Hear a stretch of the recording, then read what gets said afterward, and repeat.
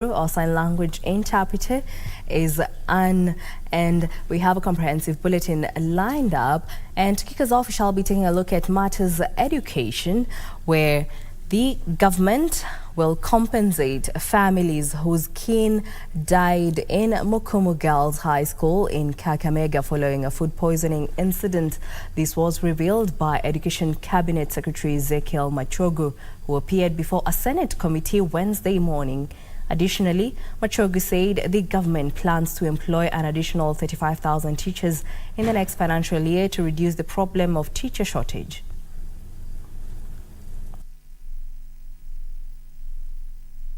This coming financial year, we are also likely to employ an equal number. This will alleviate and mitigate on the kind of teacher shortage we have. Not only in that school, but countrywide. Again, ever since this administration came into being, we had a very serious problem concerning registration of schools. You find a primary school has gone to grade 4, a secondary school has gone up to Form 3, and yet it is not registered. With classroom laboratories and members. In other news, a section of Dagoretti North residents have raised an alarm over a looming health crisis fueled by illegal dumping of solid waste. They fear that if not addressed, there will be an outbreak of diseases like cholera, typhoid and respiratory illnesses in the region. The residents also claim the situation is fueling insecurity as criminal gangs are using the dumping sites as their hideouts. Relevant authorities have been urged to intervene. The residents of Dagoretti North constituency within Nairobi County are in what they term as a battle for their health, dignity and their future. The looming public health crisis, they say, is being fueled by the rampant illegal dumping of solid waste. Area residents say this crisis is a ticking bomb that threatens the health and well-being of the community, especially young children who have to use the same roads while going to school. Wakitoka huku nje mazingira hayafai, kunanuka, na hawa watoto wanahitaji mazingira bora, na tunawafundisha pia waweze kuishi, kuleta transformative education pia kwa wale wanaishi na wao. Ila hawa wamekuwa wanatuletea takataka, wametuharibia hayo mambo mengi yote. Itakuwaje mtu anataka kutoka Ndonyo, satellite huko Kawangware huko juu inatolewa yote. Hii imekuwa kama dumping place, ile hali walikuwa naweka huko juu wakatolewa. The illegal dumping sites situated along the Ruto area of Kawangware are also contributing to a rise in cases of mugging and general insecurity. Wakati mwingine wakichoma hiyo takataka, moshi inaingia mpaka kwa nyumba, inzi. Kwa hivyo tuko na shida kubwa sana. Tena juu ya vijana wanakaa hapa karibu na takataka, hakuna security. Residents say they are now facing the additional burden of waste spilling into their homes and businesses. Locals say both the police and officials from the National Environment Management Authority, NEMA, have turned a blind eye to the situation.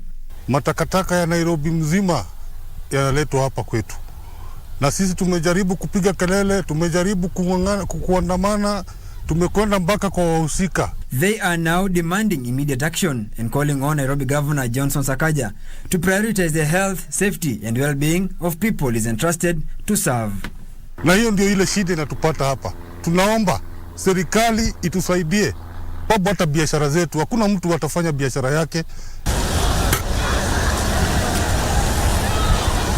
In a way from it's all systems go for the 60th Madara Day Celebrations to be held at Moi Stadium, Embu tomorrow, with final touches underway.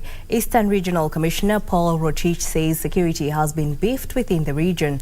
The gates at the 10,000-seater capacity will be open to the public from 4 a.m. on Thursday as diplomats and other state officials are set to grace the national event.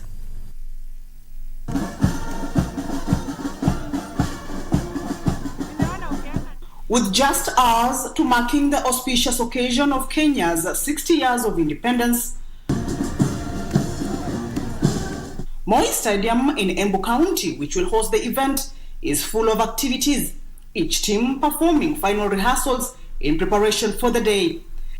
This stadium that residents here are so proud to be associated with has been under renovation for the last 6 months. Eastern Regional Commissioner Paul Rotich has confirmed that the stadium and the county are set to host thousands of guests who will be visiting for the event. We've done all the necessary preparations to ensure that the event succeeds to the standards that all of us expect. Rotich says the government has invested heavily on the event, with other projects such as roads network and government houses being part of what was recently refurbished. We put in place adequate security measures.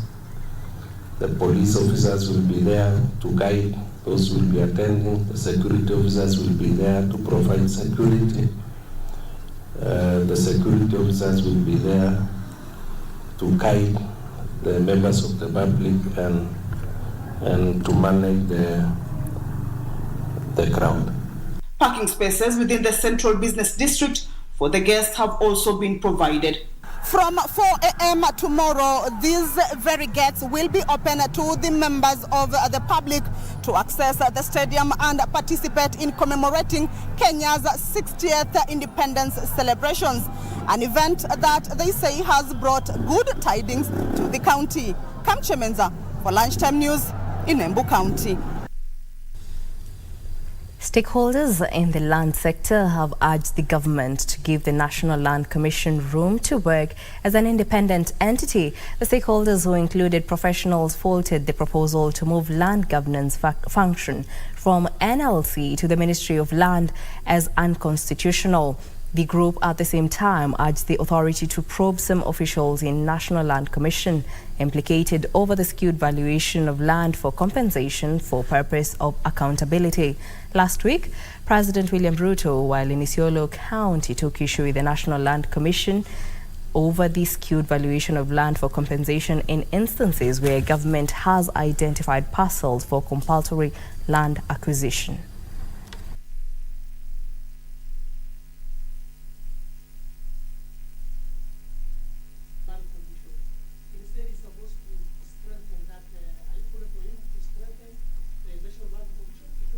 That the National Land Commission is an independent commission.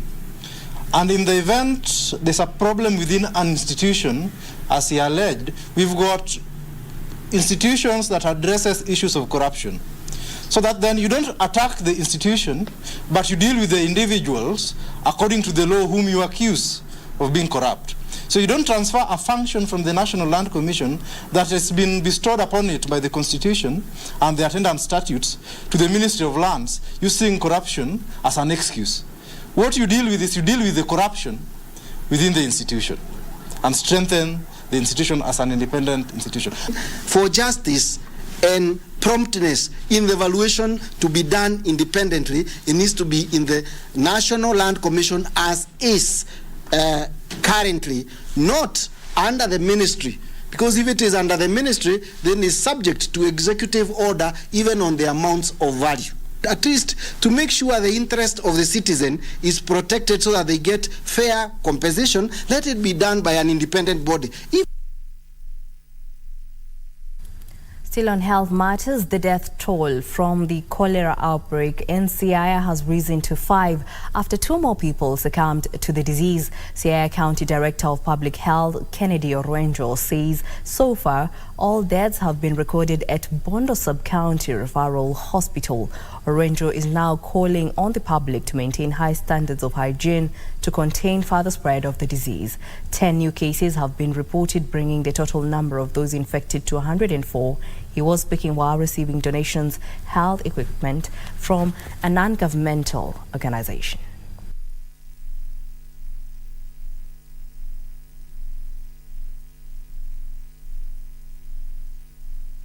It has been the headache. We need to work together in this so that we can come out of this particular outbreak. This is an outbreak that has really dragged us behind. And now, Exhibitors in the just concluded pre-Madara Day Cooperatives and Micro, Small and Medium Enterprises Expo held at the University of Embu have attributed lack of publicity to the low turnout witnessed during the event. The exhibitors have urged the government through the various ministries to host more exhibitions that should be well publicized to ensure more participants. They further cited hard economic times as a major challenge that barred Kenyans from attending the expos. However, exhibitors noted that expos are beneficial to their small businesses as it encourages expanded market links and clientele. The expo is over today. We would like, because next time we have ample time for preparation, and then we can be told on what time it is supposed to be, and we are being told in advance. This challenge we face with e-learning is the internet. Sometimes we have poor internet, especially people who are in the local area. Getting an opportunity to this expo has really enabled us even express our challenges to the county government and even the national government. The National Government Constituency Development Fund Committee is considering a raft of amendments to the CDF Act to cater for diverse needs of Kenyans. The committee, led by its chairperson, Musa Serma, said it will adopt changes to consider to regions affected by climate change. Speaking during an inspection tour of CDF-funded projects in Awendo constituency, Migori County, the MPs, however, blamed the Treasury for not issuing funds on time, saying it has derailed several activities at the constituencies. CDF board chairman George Ole Meshuko, on his side, said increasing the CDF allocation will give room for more projects to be initiated. You notice that the property here is being underutilized because we only have a few students that we admitted here just to ensure that we start running it. So we have been told that the challenge as at now is that CDF are not adequately funded to be able to employ enough lecturers, and I hope that is an issue that they are going to deal with, considering that this is the time that we are doing the budget. According to our engineers who are here with us today, there is a lot of value for money in terms of how much the money which has been used in this constituency. There's a lot of savings. They should have even used more money than what they have actually put in place. So we want to support what he has done, because Treasury is not releasing money in time for us to be able to implement. The policy of the NGCDF Fund and Board is to make sure and to the ground teams, because we have ground teams that are led by the chair of the CDFC committee of that constituency, and indeed our officer who is known as a fund account manager. We make sure that they fund the stalled projects before they start new projects.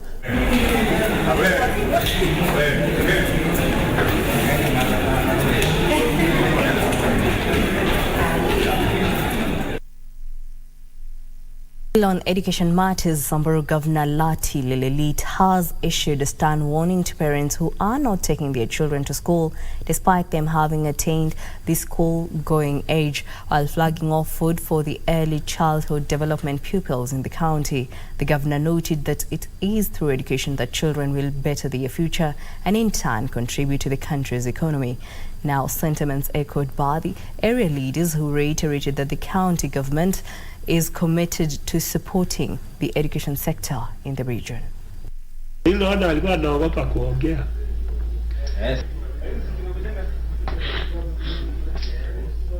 School feeding program, it helps bring our kids to school. You know, we are pastoralists, so sometimes people move around and kids move with their parents. But when we have school feeding program, it helps us sustain kids in school. So there's budget constraints, and I believe we will look into subsequent budgets and supplementaries to make sure that we support the department with more budget. But we are committed, and the government is committed to make sure that we keep our children in school, because as a pastoralist, they would easily go away looking for ways to fend for their families. Mary Wanjiku Ngatia is crying foul following the demolition of her house allegedly by Nairobi City County askaris. It is alleged that Wanjiku, who resides in Nairobi West, was approached by a private developer who owns a plot next to hers, seeking to buy her property, a proposal that she rejected. However, Wanjiku says the developer has been using hired guns to intimidate her and frustrate her quest for justice. She claims that the area MCA and City County askaris are aiding the said developer to infringe on her property ownership rights. She says she reported the matter at Nairobi West, Akila and Langata police stations, but no action has been taken. She is now appealing to the national government to intervene and save her from being forcefully evicted from her property. Juzi tu last year ndio Msomali alikuja akanunua plot iko hapa next. Aliponunua akakuja akanitafuta. Akaniambia ameambiwa na MCA hii ilikuwa road reserve. Nikamwambia hiyo sio road reserve, it's a plot with a title. I have the title na iko na kila kitu. Akaniambia kama hatutakubaliana, he's going to use the authority. Na to prove his words, the perimeter wall ambayo ilikuwa our common boundary, alikuja akabomoa, akatuma guns usiku. Alipotuma guns usiku nilienda Akira police station. Wakati tulikuja hatu kupata those guns, already walikuwa wameshaenda. The second day akatuma guns tena saa 7 usiku. Guns kukuja nikapigia OCS Akila. Akaniambia there is nothing, hakuna kitu anaweza fanya. The Office of the First Lady, Rachael Ruto, in conjunction with the Chinese Embassy in Kenya, has undertaken to give greater focus to issues aimed at protecting and empowering vulnerable children. The commitment was made Wednesday during a donations event at Mama Fatuma Goodwill Children's Home in Isiolo, Nairobi, through the Warm Children's Hearts initiative.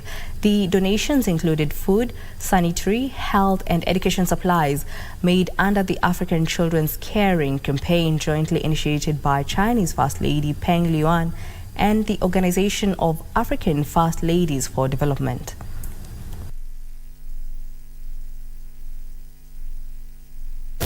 We appreciate your leadership and your initiative to reach out to the children. In fact, when I look at the slogan that you have, Warm Children's Hearts, a China-Africa joint venture, I am full of joy because I know people from far away from here are thinking about our children. And let me register this appreciation and also send our appreciation from the Office of the First Lady of Kenya to the office and the person of the First Lady of the Republic of China. Let her know that we deeply appreciate the joint partnership that we have. The initiator of today's event, Professor Peng, the First Lady of China, is World Health Organization's Goodwill Ambassador and UNESCO's Special Envoy for the advancement of girls and women's education. After the outbreak of COVID-19, Professor Peng called for the donation of medical supplies and vaccines for African children.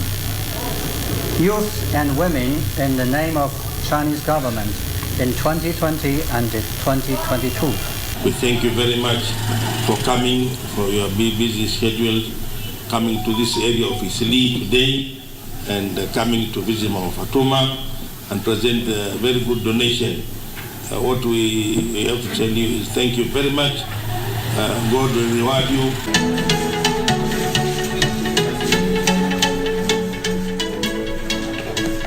Other news, at least 300 families from coffee-growing areas of Kericho County have benefited from free coffee seedlings courtesy of the National Government Affirmative Action Fund.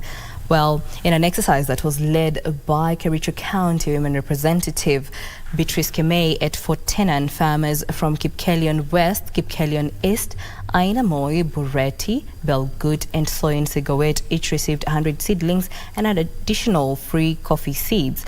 The women representative urged the beneficiaries to use the initiative to improve their livelihoods.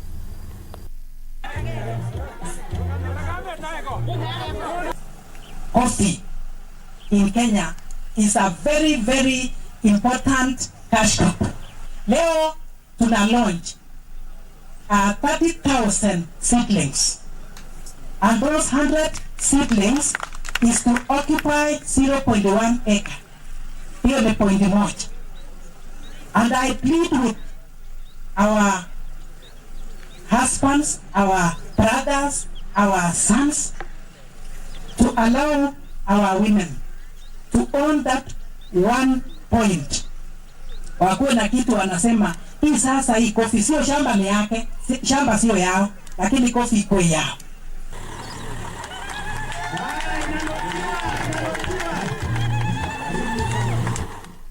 And climate change stakeholders in Isiolo County have completed the formulation of a participatory climate risk assessment report and action plan. The report seeks to address climate challenges in the county that often suffers from prolonged drought with devastating effects on livestock and residents who often rely on relief food. Speaking during the validation exercise of the report, the County Chief Officer in charge of Environment, Resilience and Climate Change, Dr. Zainab Dida, noted that the 5-year plan will guide the government and other development partners in managing future climatic conditions. The community will has been thoroughly engaged in and due process was followed, and in this way we've managed to get very extensive feedback from the community, which will be used, which has been used in the county and in deriving the county climate action plan, and from that we'll continue with executing some of these plans in the subsequent projects that we are going to develop.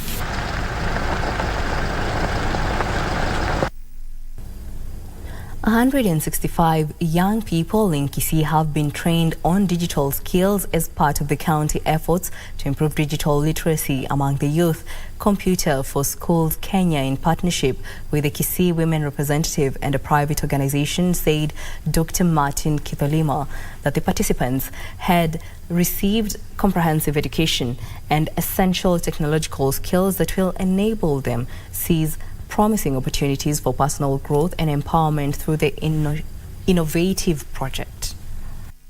Kwa nini tulichagua hii program ya computer? Unapata kwamba hii teknolojia yetu siku hizi you can't do without computer skills. Ni iko lazima kama ile ya communication skills.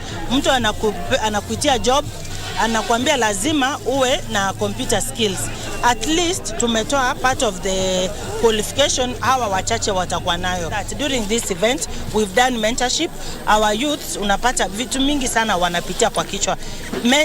Hii mentorship itawasaidia. We are working in partnership with county governments across the country and like-minded partners like Huawei Kenya, Close the Gap and the KKCF to see that we train as many young people as possible by bridging the digital divide, making sure that they have the necessary skills to propel them to the next level. And away from education matters, Mandera County Department of Water Services has developed a water resource master plan that aims to increase supply and sanitation access to the residents. The plan targets to expand the piped water network and sewer system in Takaba Town, Mandera West Sub-County by the year 2040.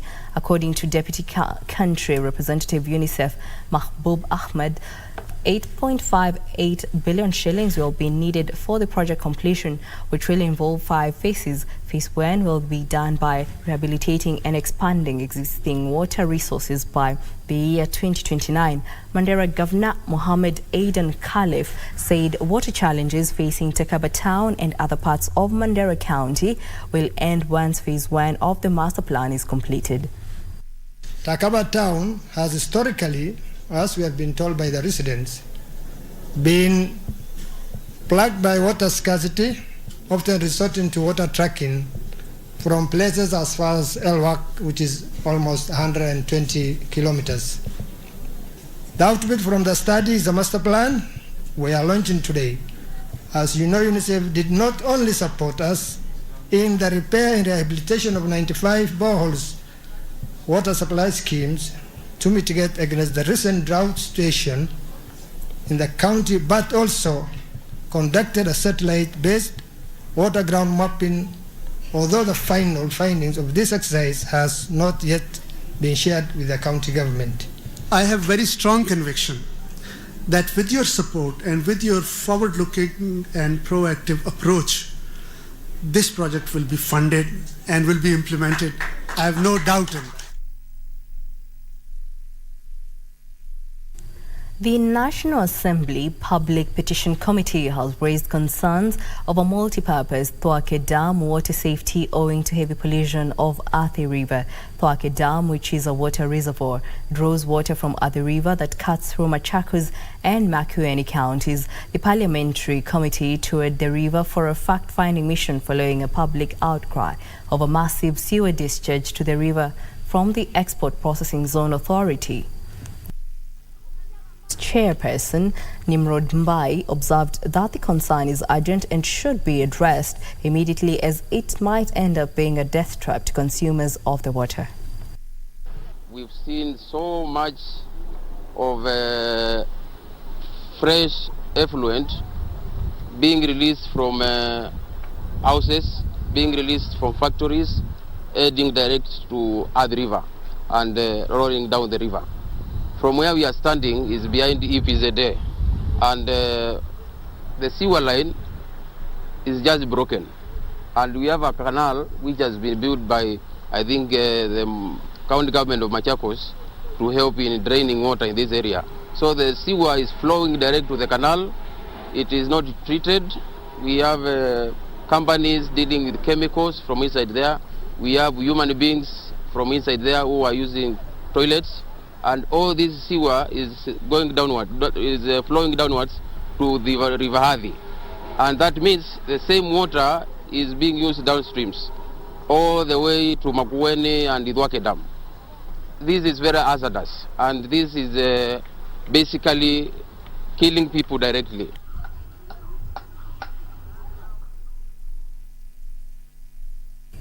Well, that report brings us to a fast break here on Lunchtime News. Well, don't go too far. We still have more news coming up in business and sports.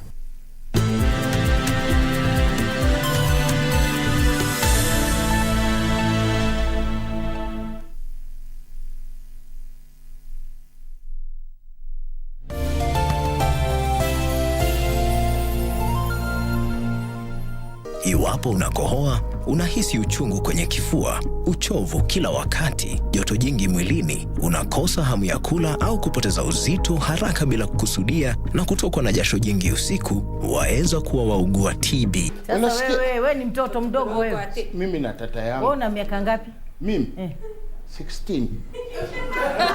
Kuna mahali mimi nishaikosana na wewe ama umesikia ati nimeipa mahali pesa? You are very romantic and professional. Sina swali ingine kwa bibi yangu. TB yaweza kuangamiza jamii yako. Usikubali. Matibabu ni bila malipo katika hospitali zote za serikali. Ili kupata skiza tune hii ya missed call, bonyeza *811 *961#. Juzi mimi ninakuja, ninatoka nje, ninawacha simu hapo. Nikirudi kutoka raundi napata 4 missed call ya kutoka kwa bibi. Nikimuuliza ulikuwa unapiga unasema nini? Ananiambia eti alikuwa ananipigia, aniambie nimesahau simu. Kumbe bibi ananipenda na mimi. Ili kupata skiza tune hiyo ya missed call, kama skiza tune yako, bonyeza *811 *961#. *811 *961#. I'm concerned she might be planning something against me. I don't think so. Unajifanya kuwa mwanihurumia kumbe hamna lolote. Waenda kazini kweli ama waenda kukutana na Kate? Wewe na Pili mna issue gani? Stop being creepy. You're too cute for that. Nafusikizeni. Komeni sana kunisha mdomoni kwenu kama mama yenu.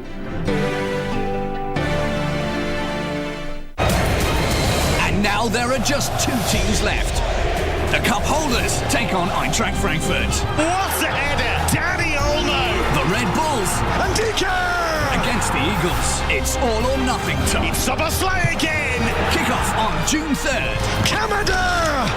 There can only be one winner. Colomwani, what a night for RB Leipzig. Leipzig-Frankfurt, the DFB Cup final.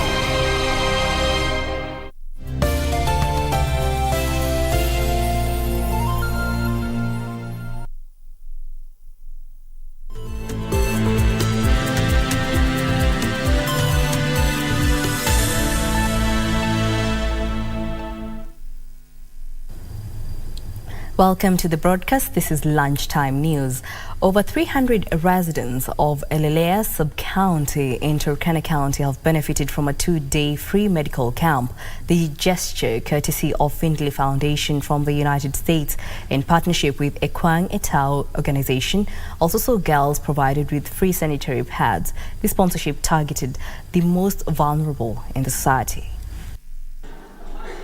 We are here providing medical camps for this region. They have not seen medical care in a while, and so we decided to come in and provide medical services. A section of residents living in Kokwa Island in Lake Baringo want the government to quickly intervene and help learners to continue with their education without any difficulties. Parents revealed that they go through hell taking their children to school. Learners have to wait to school in what is like life and death owing to hippos and crocodiles in the wooden bridge connecting the two islands.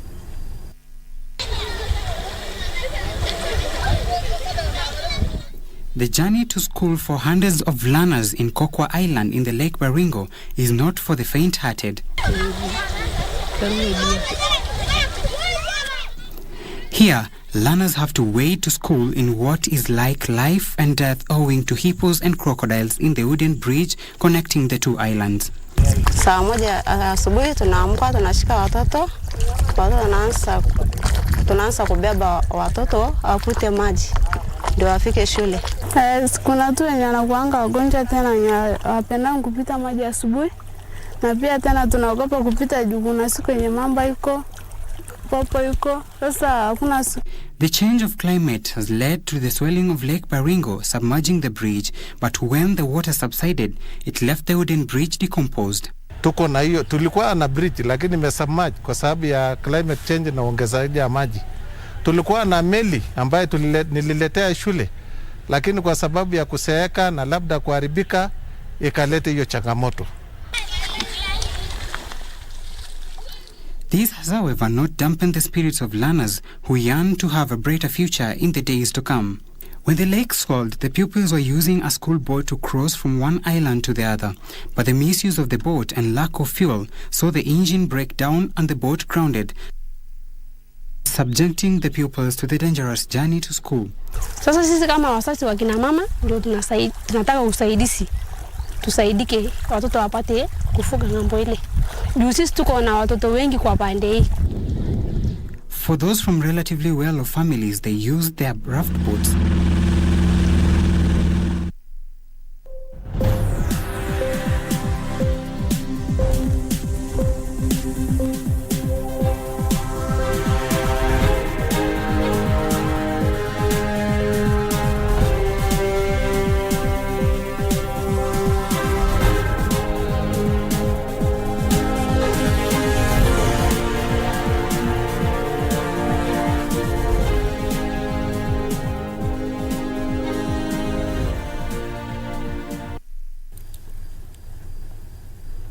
Now let's talk business. Kenya is keen to implement outcome-based education for engineers in order to export talent to other countries. Engineers Board of Kenya Chief Executive Officer Engineer Margaret Ogai says a revamp of the engineering education will improve competence and enhance compliance with the Engineers Act. Engineers are set to congregate in Naivasha in 2 weeks for the 4th edition of the Engineering Partnerships Convention. The meeting will see engineers deliberate on key issues aligning the profession with capacity building, compliance and stakeholder engagement at the top of the agenda. Engineers Board of Kenya CEO Engineer Margaret Ogai says Kenya has a wealth of engineering personnel that can be exported to earn the country foreign exchange through diaspora remittance and improve Kenya's standing as an engineering hub. We want to gain stakeholders' engagement in outcome-based engineering education. We also want to raise awareness on the trade frameworks that are in place and how engineers in Kenya will then respond to the same to be competitive and take our services outside of our borders. I think that is something I think the government is very keen on, including diaspora remittances. We want to bring them up and engineers can contribute. The EBK is also keen to grow engineering standards in the country through adoption of innovative solutions such as green energy. The board is keen on establishing the opportunities, threats, and the required local capacities in the globally operated market. To improve compliance with the Engineers Act, the board plans to raise awareness on the trade frameworks in place. KBC is the official media partner of the 4th edition of the Engineering Partnerships Convention that will take place in Naivasha from 14th to 16th June this year. Frederick Moki for Lunchtime News. Kilifi Governor Gideon Mung'aro has called on the national government to immediately pay 950 million Kenyan shillings in mining royalties it owes. The funds, according to the governor, accrued for 7 years between 2016 and 2023 without any intervention from the previous regime. Mung'aro says it is time the mining ministry remits the funds to the devolved government to enhance the development of the region.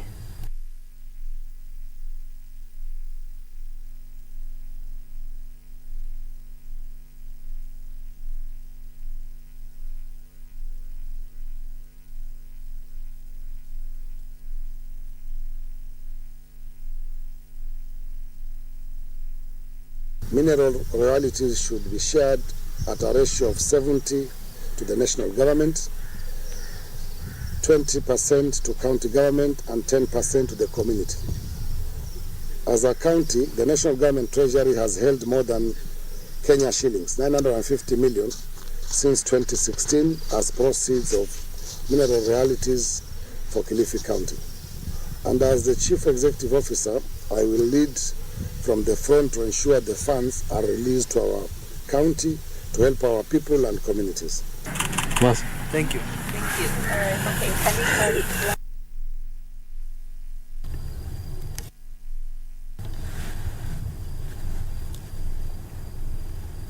And now we cross over to the Safari Park Hotel, where the curtain falls on the 3rd Kenya International Investment Conference Wednesday, dubbed Unlocking Africa's Gateway.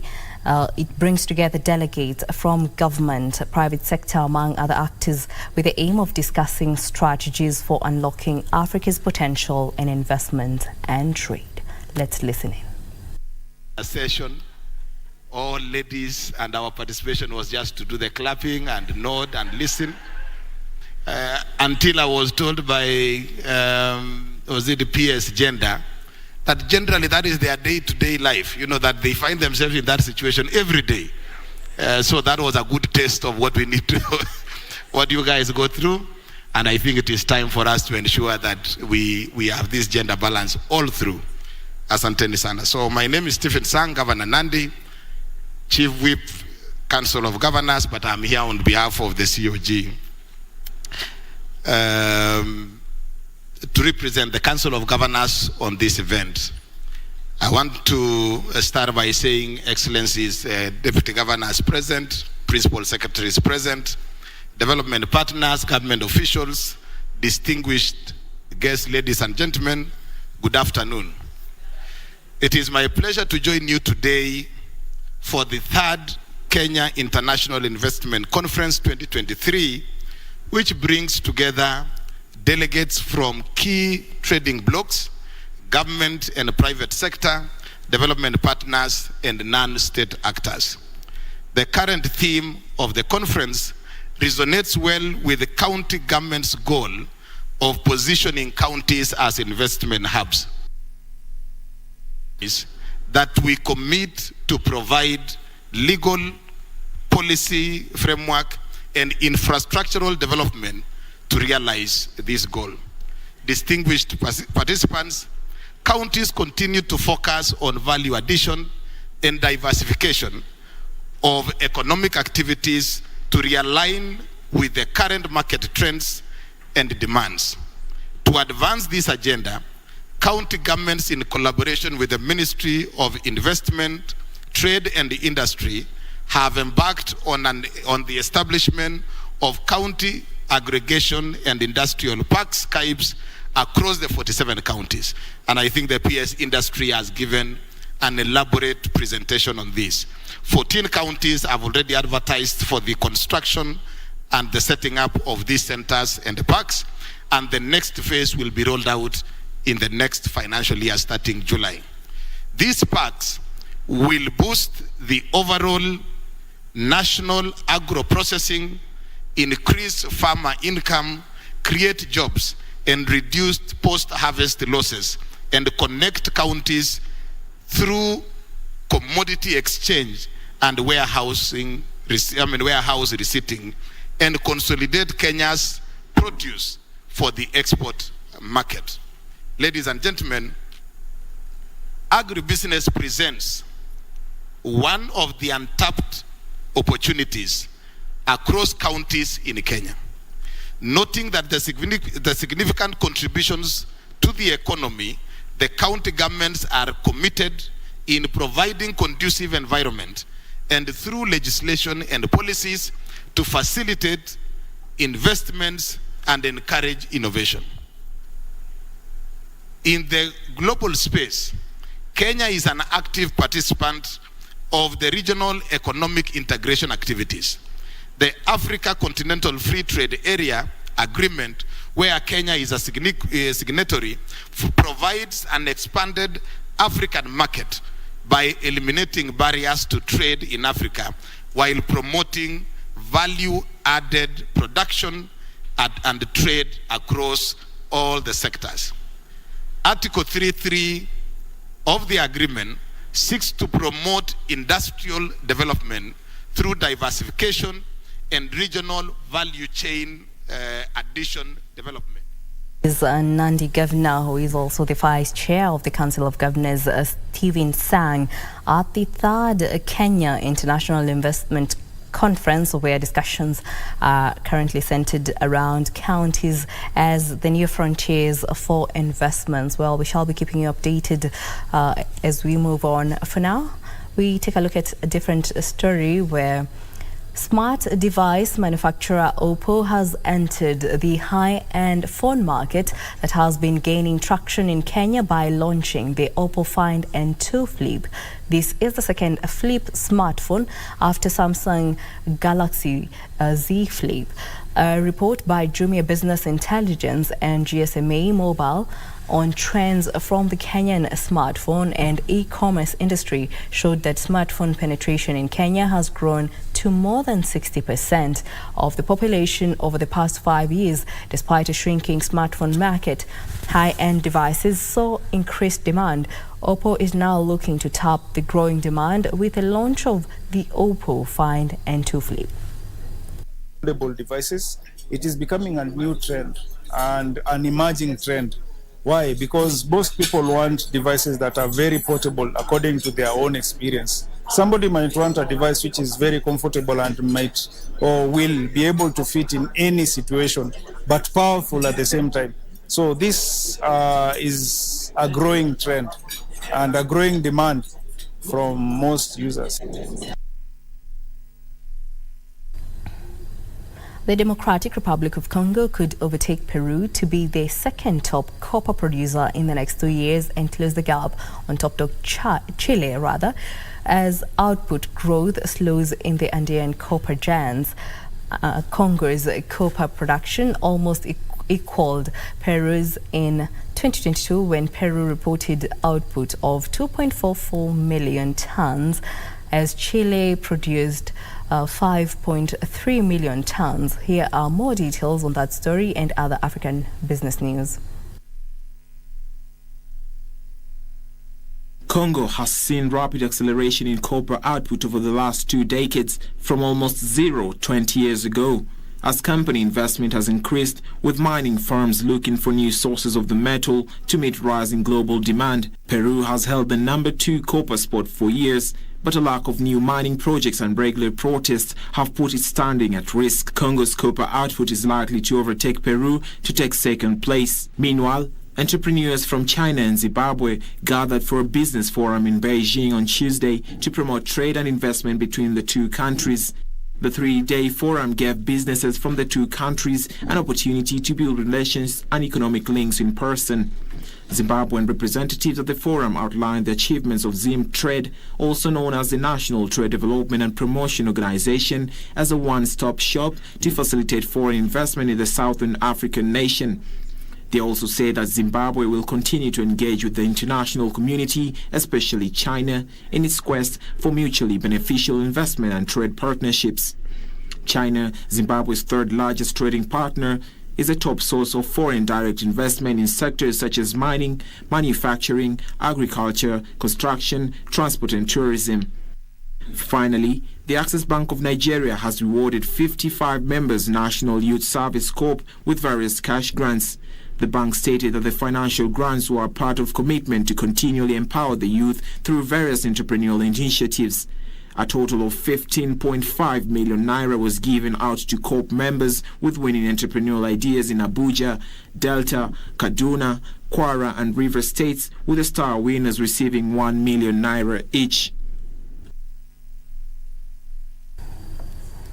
Borrowers with less reliable incomes are expected to access credit with higher interest rates as the Central Bank of Kenya clears additional bank risk-based pricing model. The CBK Governor, Patrick Njoroge, says the regulator has concluded talks with 33 out of 39 banks on their loan pricing mechanisms. This as the outgoing governor downplayed the issuance of a dollar-denominated bond locally as a silver bullet to grow the country's forex reserves. What would a dollar-denominated bond do? Actually, in this space, it wouldn't get any more. It wouldn't, in a sense, mop up those excess dollars, because there are no excess dollars in that sense. Yeah?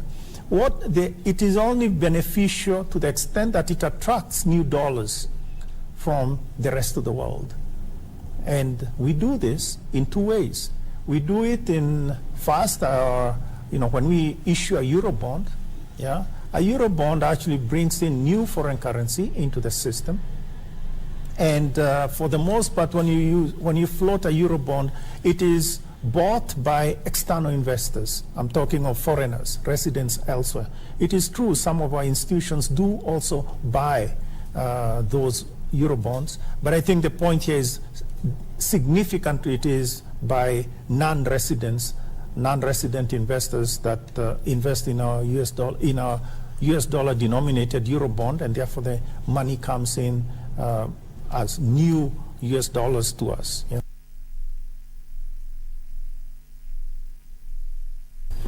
Scrap metal dealers across the country have partnered with state agencies to crack the whip on unscrupulous traders. The traders under the umbrella body United Scrap Metal Association say they are holding deliberations with officials from government agencies to formulate proper policies on dealing with vandalism of government infrastructure.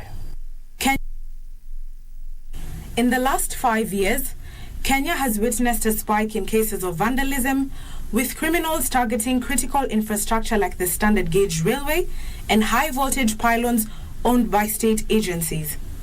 The increased vandalism saw the Kiambere-Embakasi high voltage transmission line plunge the nation into a national blackout. Following this, the government then imposed a moratorium on the sale of scrap metals locally and for export. Before the moratorium, 91 scrap metal dealers were registered. The number has since steadily increased to 717, with cases of vandalism increasing after the moratorium was lifted.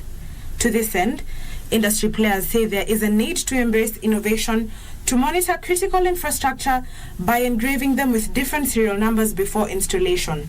Kama ni hiyo chuma, kama ni hiyo transformer, iwekwe security, iwekwe live wire, irudi mahali iko, iwekwe track, kwamba ikifunguliwa serikali hawa watu wa power watakuwa wakijua hiyo kitu ilifunguliwa na nani, na ikiwa na track watafuata hiyo track na wakute baka hiyo kitu kwa nyumba mwizi mahali ameweka.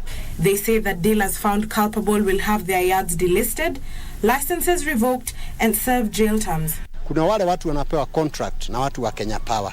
Hawa watu wanatakiwa serikali wafuate vizuri na serikali iweke mpango mzuri kwa hiyo vitu za Kenya Power. Additionally, they committed to working with the necessary authority to enhance compliance. Ingekuwa ni vizuri serikali na washikadau wa upande wa scrap metal tukae chini, tuelezane polepole na tujue haswa kiini cha hii mambo inatokea wapi. Pasa akiangalia kila mahali na mambo yote imekuwa sawa sawa. Ndutamo coming for Lunchtime News.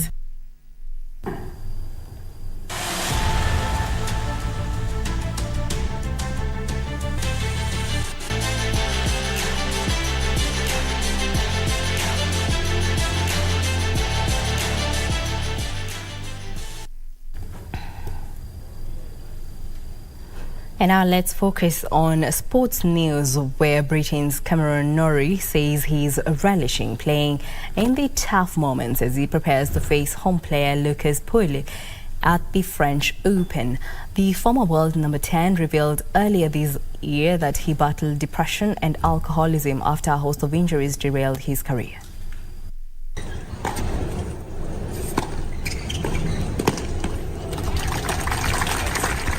Norrie seeded 14th place qualifier Pouille today after returning to court Suzanne Lenglet when he beat Frenchman Bernard Pouille. The British number 1 was regularly booed by the parish crowd for aborting his ball toss, while he was also harshly penalised by the chair umpire for hindrance after being deemed to have distracted Pouille with a midpoint shout.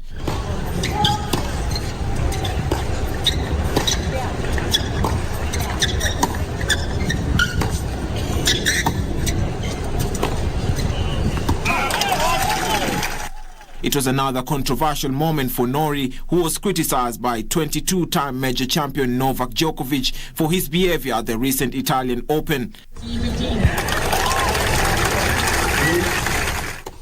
The 27-year-old is the last Briton remaining in the singles draws at Roland Garros after Dan Evans and Jack Draper both lost in the first round.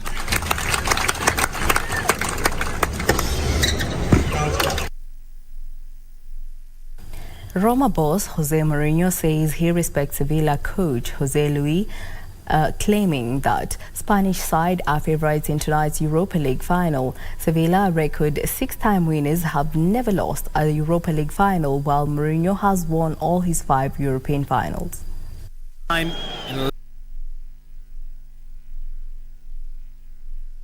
And now we cross over to Safari Park Hotel, where the 3rd Kenya International Investment Conference is currently underway, and Cabinet Secretary Simon Chelugui is speaking. Well, thank you so much for staying with us on Lunchtime News. My name is Wambiru. Let's cross over.